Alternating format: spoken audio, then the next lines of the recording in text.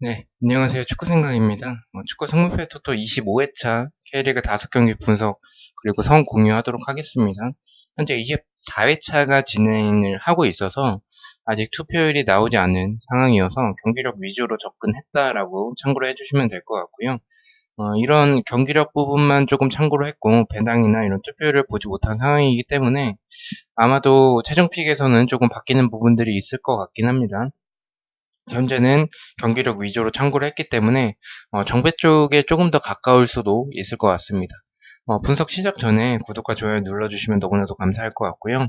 첫 번째 경기부터 간단하게만 살펴보도록 하겠습니다. 1위 전북대 11위 성남의 경기인데요. 전북 같은 경우에는 상주에게 1대0으로 패배를 했고 성남은 포항에게 4대0으로 패배를 했습니다. 일단 두 팀 다 패배를 한 상황이고요. 전북은 김지수 선수가 퇴장을 당해서 경기에 출전하지 못하고요. 현재 최근 5경기는 4승 1패로 홈에서 5연승을 하고 있다라는 점, 그리고 홈에서는 리그 개막하고 나서 전경기 승리를 하고 있고 리그에서는 무승부가 없다라고 생각을 해주시면 될 것 같고요. 성남 같은 경우에는 1무 4패로 최근에 좋지 않은 모습을 보여주고 있습니다. 전북은 지난 경기 이동국 선수의 페널티킥 실축, 그리고 이승기 선수, 김보경 선수의 부재가 있었습니다. 크로스 공격은 전체적으로 좋았지만 공격수들이 제대로 해결해주는 모습이 아니었습니다. 이 말은 뭐 벨트비크나 조규성이나 이동국 선수들이 있지만 이런 선수들이 벨트비크가 신장 자체는 196cm로 울산에 있는 비온 존슨처럼 신장 자체는 큰데 제공권에 있어서는 비온 존슨이 훨씬 더 좋다라고 생각을 해요. 그래서 이런 그 크로스 공격을 활용할 만한 이런 뚝배기를 해결해줄 만한 김신욱 같은 존재가 없다라는 점에서는 조금 아쉬운 모습이지 않나라고 생각을 하고 있습니다. 성남 같은 경우에는 양동현 선수 그리고 나상호 선수가 선발로 나왔고요. 서부민 선수가 교체로 출전을 하면서 서부민 선수가 뭐 주장인데 좋은 모습을 보여줬습니다. 하지만 성남 같은 경우에는 전체적으로 결정력이 좀 너무 떨어지는 모습이 있었고 골치소가 된 장면도 있었고 최근 성남은 공수 둘 다 최근에는 좋지 않은 모습을 보여주고 있습니다.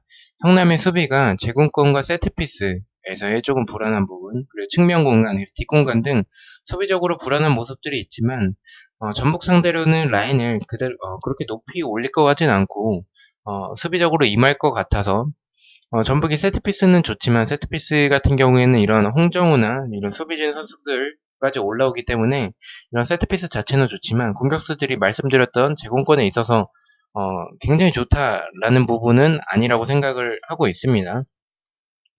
성남이 그런 부분을 잘 막아낸다면 아마도 전북은 이주영 선수가 좌측 풀백으로 나올 것 같은데 이런 수비적인 부분에서는 공격적으로 나올 것 같은 그런 전북이지만 수비적인 부분은 뒷공간을 노출할 것 같은데 그런 뒷공간을 나상호 선수나 이런 뭐 홍시호 선수가 교체로 또 나올 수도 있겠죠. 그리고 토미 선수도 지난 경기에 뭐 교체로 출전하긴 했지만 그래도 뭐 나쁘지 않은 모습을 보여줬기 때문에 이런 부분은 노려볼 수도 있다라는 생각에 이변의 가능성도 어느 정도 있는 경기라고 생각을 합니다.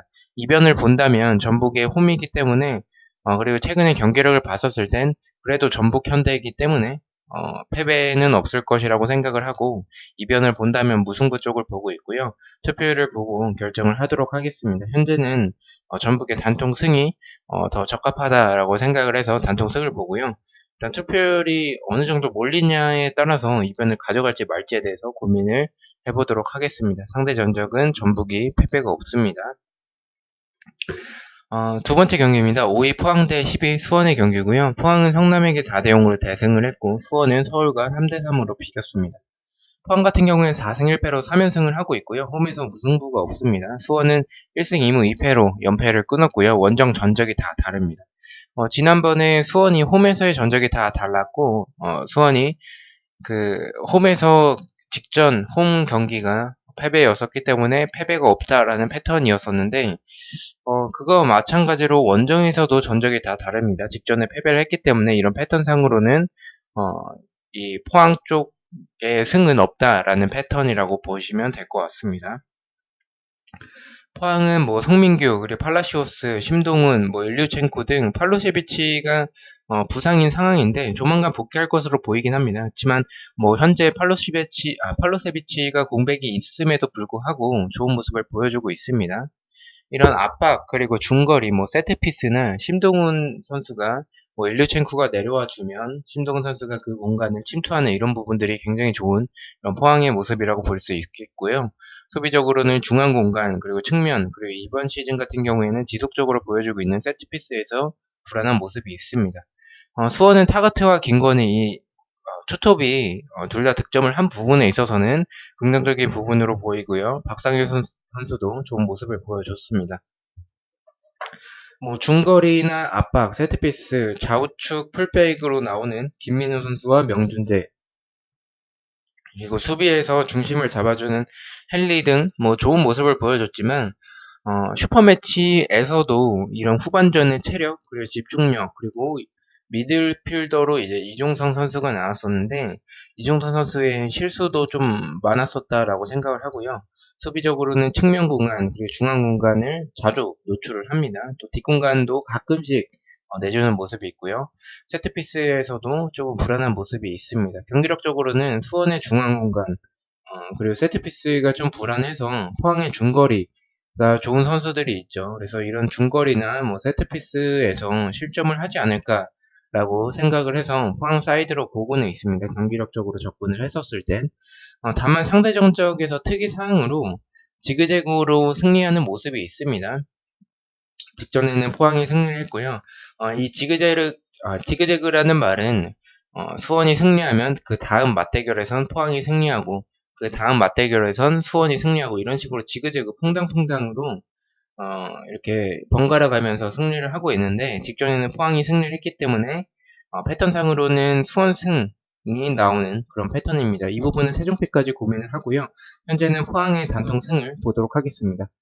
약간 애매한 게 지금 수원이 원정 전적에서 다 다른 모습인데 직전에 패배를 했다라는 점에서는 수원의 이제 패배는 없다라는 패턴이고, 이 상대 전적에서의 패턴에선 수원의 승리 패턴, 또 이 포항의 홈에서 무승부가 없다라는 모습을 봤었을 땐 경기력은 포항인데 이거 여러 가지 방향적인 면을 봤을 때는 수원 승리여서 좀 고민이 많이 되는 경기입니다. 아마도 좀 고민을 해서 지울 수도 있을 것 같아요. 이 경기는 경기력은 당연히 포항이지만. 네, 다음 경기로 넘어가도록 하겠습니다. 세 번째 경기입니다. 12위 인천 대 3위 상주의 경기고요. 인천은 울산에게 4대1 패배, 상주는 전북을 1대0으로 이겼습니다. 인천 같은 경우에는 김호남 선수가 부상으로 교체 아웃이 됐었는데 부상 자체는 크지 않다라고 하고요. 다만 뭐 상주전에서는 출전이 조금 어려워 보인다고 하네요. 오반석 선수를 전북 현대에서 인대 영입을 했습니다. 그래서 수비적으로는 아마도 이재성과 오반석의 이런 센터백 조합으로 가지 않을까라고 생각을 하고요. 인천은 현재 최근 5경기는 5패로 현재 8연패를 하고 있고요. 상주 같은 경우에는 4승 1패로 4연승을 하고 있고, 원정에서 개막전이었던 그 울산 원정에서의 패배를 제외하면 원정에서 패배가 없는 그런 상주의 모습이고요. 인천의 불안한 수비가 상주 상무의 이런 압박 그리고 역습, 중거리나 세트피스에 고전할 것으로 경기력적으로는 그렇게 생각을 하고 있습니다. 뭐 강상우, 문선민, 오세훈 등 상주는 무실점을 하면서 4연속 꾸역승을 하고 있습니다. 인천에게 일단 좋았던 점은 아길라르 선수가 오면서 패스에서나 이제 드리블에서나 일단은 공격으로 연결해 줄 수 있는 선수가 왔다라는 점에 있어서는 인천이 이 울산과의 경기였었는데도 불구하고 최근 경기들, 이번 시즌 통틀어서 가장 좋지 않았었던 경기였나라고 생각을 하고 있습니다. 오반석까지 오면서 아마도 주말 경기, 지금 인천은 급한 상황이기 때문에 주말 경기 바로 출전할 것으로 생각이 되는 상황이고요. 모구사가 부상해서 복귀를 했고 득점을 했다라는 점에 있어서는 인천이 수비적으로 임하다가 상주의 뒷공간을 뭐 아길라르 선수의 패스나 이런 송시호 선수, 그리고 이준석 선수도 지난 경기 김훈환 선수 대신 선발로 출전했었는데 이런 스피드적인 부분이 있기 때문에 노려볼 수도 있다라는 생각 때문에 저는 이변의 가능성을 조금 보고 있는 경기고요. 경기력은 상주지만 연승이 다 1대0으로 꾸역승을 했다라는 점에서 무승부가 나올 수도 있다라는 생각에 인천의 무패 예측을 하도록 하겠습니다. 다만 이 경기도 상대전적 특이점으로 두 팀의 맞대결은 무승부가 굉장히 좁다라는 점이 있습니다. 그래서 이런 부분 봤었을 때는 승패로 가는 것도 좋지 않나라고 생각을 해요. 그래서 이 상대 전적을 봤었을 땐 최근 9경기 중에서 무승부가 단 1무였고 승패로 나눠지는 경향이 있었습니다. 최종픽까지 고민을 해보고 단통으로 갈지 아니면 승패로 갈지 아니면 초안대로 무패로 갈지에 대해서 고민을 해보도록 하겠습니다. 자, 9번째 경기입니다. 4위 대구 대 2위 울산현대의 경기인데요. 대구는 광주에게 4대2로 승리를 했고요. 울산은 인천을 4대1로 이겼습니다. 대구는 에드가가 지난 경기 결장을 했는데 이번 경기는 나올 것으로 보이고요. 4승 1무로 리그에서 3연승, 홈에서도 3연승을 하고 있는 대구입니다. 울산 같은 경우에는 4승 1패로 원정에서 4연승을 하고 있고요. 이번 라운드 제일 재밌는 경기라고 생각을 하고 있습니다. 현재 대구를 잡을 수 있는 팀은 현재 대구의 기세를 봤을 때 이런 기세를 꺾을 수 있는 팀은 전북, 울산 정도라고 생각을 하고 있습니다. 구성윤 키퍼까지 오면서 안정감까지 생긴 대구의 모습이고요. 대구가 역습으로 울산의 뒷공간을 노려볼 수도 있겠지만 울산은 홍철까지 오면서 이런 울산의 유일한 약점이었던 좌측 풀백까지 이제 채워졌죠. 이런 공백 자체도. 또 울산은 또 이 홍철 선수가 좌측 풀백으로 또 지난 경기 또 교체로 출전을 했기 때문에 저는 아마도 이번 주부터 출전을 할 것으로 봤는데 생각보다 부상에 대한 그런 회복이 빨랐었던 것 같습니다. 대구 같은 경우에는 지난 경기 광주전에서 보여줬던 모습들을 봤었을 때 조금 불안한 부분들이 있어요. 세트피스에서나 좀 역습에서나 광주가 한 명이 퇴장당하지 않았다면 고전했었을 경기라고 생각을 하고요. 대구가 에드가 그리고 뭐 김대원, 정승원, 세징야 등 공격진이 좋지만 김선민과 츠바사의 미들라인이 또 굉장히 좋은 모습을 보여주곤 있어요. 그러나 상대가 울산현대고 이런 울산현대의 윤빛가람 또는 원두재 또는 신진호 이런 선수들에게 있어서 중원 싸움에게 밀릴 것으로 보이고 또 이청용 선수가 윙으로 나오지만 중원 쪽으로 좀 많이 들어오기 때문에 중원에서는 대구가 밀릴 것으로 생각을 하고 있습니다. 주니오가 지난 경기 엄청난 모습을 보여주면서 헤트트릭을 했고 여차하면 좀 경기가 안 풀리면 비온 존슨의 옵션도 있기 때문에 저는 울산이 대구에게 중원과 이런 공격진의 화력으로 밀어붙일 것으로 봐서 제 초안은 대구의 단통패를 보고 있고요. 울산 사이드로 보고 있는데 두 팀이 최근 맞대결에서 무승부가 좀 많은 모습이어서 무승부를 받쳐야 되나라고도 조금 고민을 하고 있는 경기이긴 합니다. 현재까지는 울산 쪽을 생각을 하고 있습니다.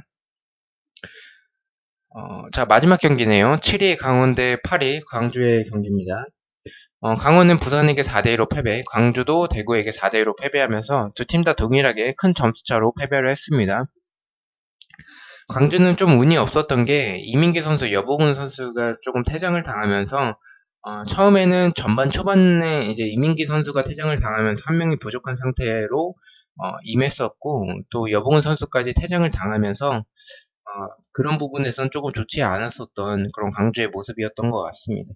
강원은 현재 1무 4패로 4연패를 하고 있고요. 광주는 2승 3패로 3연패를 하고 있고 이번 시즌 무승부가 적은 모습을 보여주고 있는 광주입니다. 지금 현재까지 치러진 라운드를 봤었을 땐 개막하고 나서 무승부가 단 한 경기밖에 없는 그런 광주고 그 한 경기의 무승부는 울산현대와의 경기였었어요.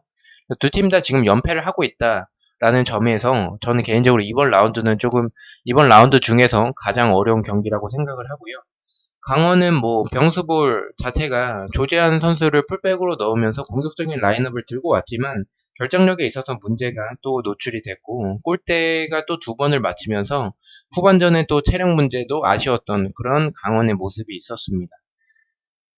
수비적으로는 뒷공간과 측면 공간을 내주는 모습이 여전히 있었고요. 또 선제 실점을 했습니다. 상대였던 부산의 이동준, 김승준 이런 선수들을 봤었을 때 빠른 선수들이 있음에도 불구하고 공격적인 라인업을 들고 나왔고 또 강원에게 있어서 약점인 그런 수비적으로 뒷공간과 측면 공간을 내주는 부분들이 있는데 상대는 부산이 역습을 이용해서 이런 이정엽, 김승준 그리고 이동준 이렇게 빠른 스피드의 선수들이 있는데 왜 이런 식으로 나왔는지는 약간은 이해가 되지 않는 선택이었던 것 같습니다. 광주 같은 경우에는 이 센터백 라인, 이번 시즌에 홍준호 선수 그리고 아슐마토프의 이런 센터백 라인이 굉장히 좋다라고 생각을 하고요. 엄원상, 펠리페, 그리고 윌리안 대신에 나온 김정환의 공격진이 역습에서 좋은 모습을 보여주고 있습니다. 이스트의 킥력을 활용한 세트피스가 좋은 광주인데요. 수비적으로는 크로스 공격, 그리고 측면 공간, 중앙 공간 이런 문제가 있습니다. 두 팀을 봤을 때 윌리안의 부재가 광주에게 있고요. 두 명의 퇴장 선수가 있는데 이 두 명의 선수가 그래도 중요한 역할을 해주는 선수인데 이민기는 우측 풀백의 선수고 여봉우는 미드필더 선수인데 일단 대체 가능한 선수는 김창수 그리고 최준혁 선수 등으로 대체는 어느 정도는 가능할 것으로 보이긴 합니다. 스쿼드적으로는 강원이 결정력은 아쉬워도 찬스를 만들어내는 모습, 경기력이 조금 더 좋은 부분은 이 강원이라고 생각을 하고요. 다만 강원이 지난 경기처럼 찬스들을 살려내지 못하고 부산보다 오히려 저는 개인적으로 역습에서 엄원상 윌리안은 없지만 김정환이나 이런 펠리페 역습에서 더 강한 팀은 광주라고 생각을 하는데 그리고 부산보다 더 결정력이 좋은 그런 광주죠. 그래서 광주가 이길 가능성도 역습에 의해서 한방 카운터를 노릴 수도 있을 것 같다라고 생각을 하고 있습니다. 현재는 강원의 사이드로 보고 있지만 승무패가 다 나올 수 있는 경기라고 생각을 해서 저는 강원 경기는 조금 지워야 될 것 같습니다. 약간 강원 경기는 로또처럼 이 한 골이 터지면 경기 자체를 쉽게 가져가겠지만 아마도 또 선제 실점을 할 것 같아요. 그렇게 선제 실점을 했었을 때 이런 광주의 수비진을 강원이 뚫어낼 수 있을까라는 생각에서는 조금 어려울 것 같고 강원이 선제골을 넣는다면 광주가 더 라인을 올릴 거기 때문에 그렇게 된다면 강원이 또 역습 카운터로 더 손쉽게 이길 것 같아서 저는 개인적으로 이 경기는 조금 지우는 게 맞지 않나라고 생각을 합니다. 다만 투표율이 조금 너무 균등하게 분배가 되면 단통 또는 투픽으로 최종 픽에 갈 수도 있을 것 같습니다. 상대 전적은 3무 2패인데 이거는 최근이 아니라 예전이어서 조금 참고는 안 하셔도 될 것 같습니다. 자, 이렇게 해서 일단 5경기 마쳤고요. 내일 EPL이죠. EPL 9경기 분석으로 찾아뵙도록 하겠습니다. 시청해주셔서 너무나도 감사드리고 구독과 좋아요 너무나도 감사합니다. 감사합니다.